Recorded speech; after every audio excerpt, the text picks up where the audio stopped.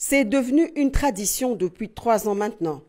Chaque 2 août est consacré à la commémoration des milliers de victimes du génocide perpétré pour des gains économiques, le Génocost. Cette année, la journée nationale d'hommage a été organisée au mémorial de Kinshasa, situé en plein quartier institutionnel de Tembe-na-Tembe.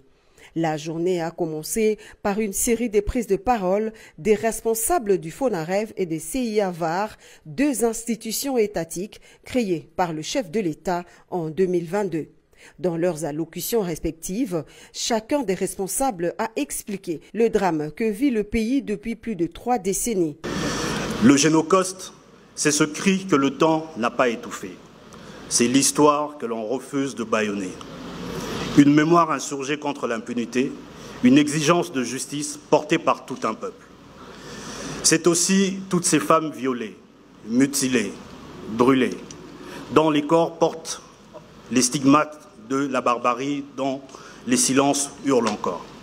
Le vœu du chef de l'État Félix-Antoine Tshisekedi Tshilombo prend son sens avec cet appel à l'endroit de 2 chambres du Parlement à mettre en place une résolution reconnaissant le Génocost commis sur le sol congolais. D'un point de vue politique, j'appelle solennellement les 2 chambres du Parlement à examiner dans les meilleurs délais l'adoption d'une résolution officielle proclamant au nom de la nation la reconnaissance des génocides commis sur notre sol. Quel que soit le temps que cela prendra, nous n'abandonnerons jamais ce combat. Étant donné que la République démocratique du Congo est engagée dans une dynamique de reconnaissance, nous allons poursuivre ce combat. Le président de la République s'engage ainsi à poursuivre son plaidoyer avec cet appel à la mémoire, à la dignité et à la justice. Au plan international, Félix Tshisekedi promet un plaidoyer dont les démarches à mener consistent à obtenir auprès des Nations Unies cette reconnaissance du Génocost commis depuis des décennies en RDC.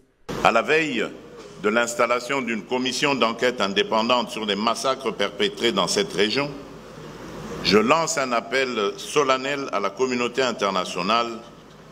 Elle a le devoir moral et politique de soutenir cette démarche essentielle pour établir la vérité, rendre justice aux victimes et jeter les fondements d'une paix durable fondée sur la mémoire et la responsabilité partagée.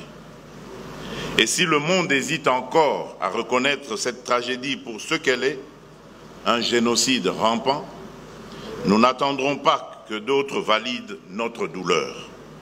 Nous en sommes les premiers témoins, nous en serons les premiers artisans de justice. L'autre temps fort de cette cérémonie, c'est l'hommage à nos milliers de morts par le couple présidentiel et la visite du centre de documentation du mémorial érigé en mémoire des victimes du Génocost. Le tout premier site national qui incarne un lieu de vérité, d'histoire, qui rappelle à la communauté tant nationale qu'internationale le courage des survivants et la volonté de l'autorité suprême à panser les plaies encore béantes.